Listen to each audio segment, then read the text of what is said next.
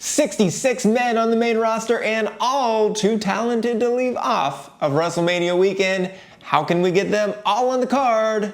Just keep watching. Welcome to the still terribly named Okay Not Okay podcast. I am the SportsZu and we are booking every male into a WrestleMania match for somewhere on the 3-day card.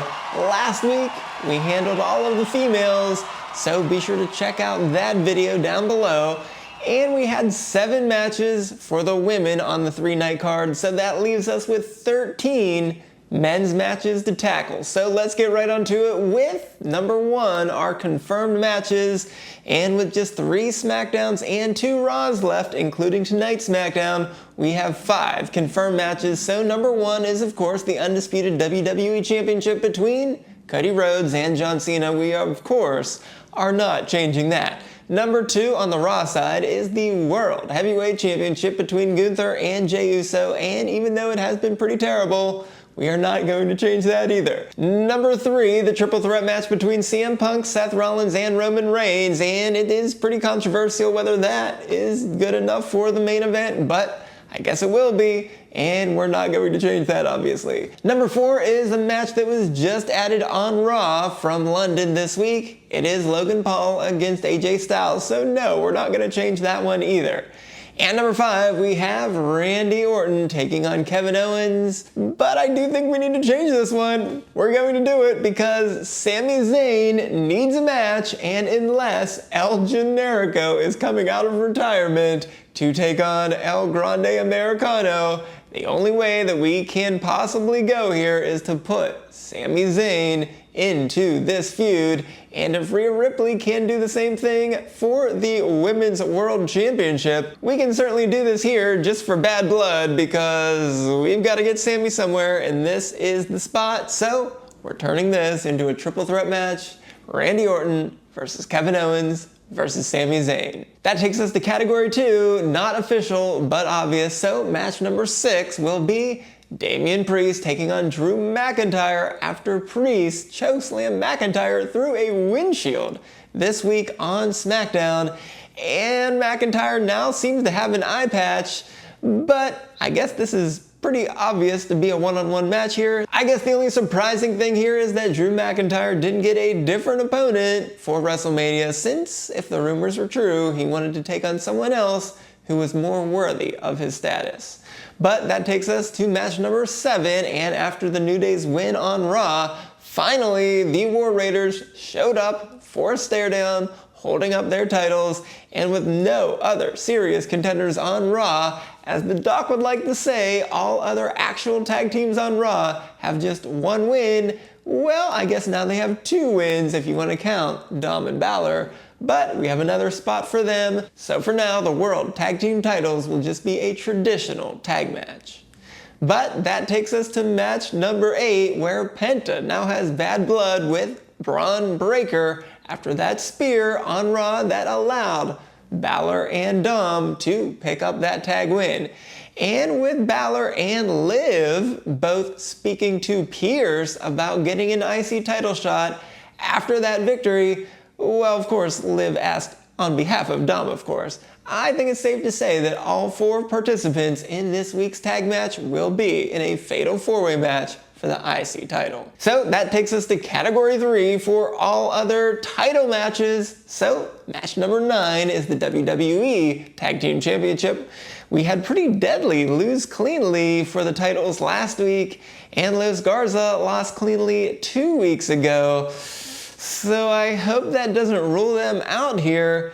And come on now, guys, WrestleMania always needs a good ladder match, so it is perfectly set up for just a bit more chaos on SmackDown to get all 5 of these teams, including DIY and the Motor City Machine Guns, in a ladder match to see if they can beat the Street Profits. And that leaves match number 10 and LA Knight and the US title, where Jacob Fatu ruined Strowman's chance at the title last week. So we're going to see those 2 in a last man standing match tonight.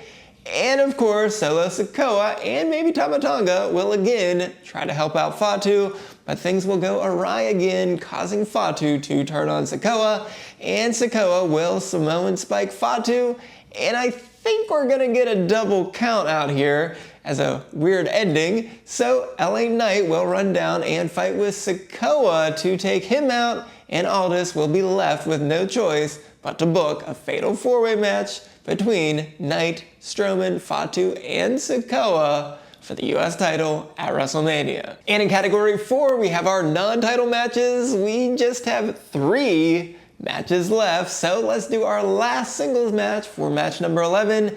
And El Grande Americano is booked for a match this week on Raw, and he'll beat some poor soul, and then he'll keep beating on him after the match. It will probably be Joaquin Wilde or Cruz del Toro, so Rey Mysterio will run on down to make the save, and Rey will go to the back and tell Pierce he's had enough of El Grande Americano or Chad Gable's chicanery. But, of course, Chad Gable's just going to be sick until after WrestleMania, so Rey Mysterio will get himself a one-on-one match against El Grande Americano. Match number 12 is our trickiest match of them all because time is simply running out.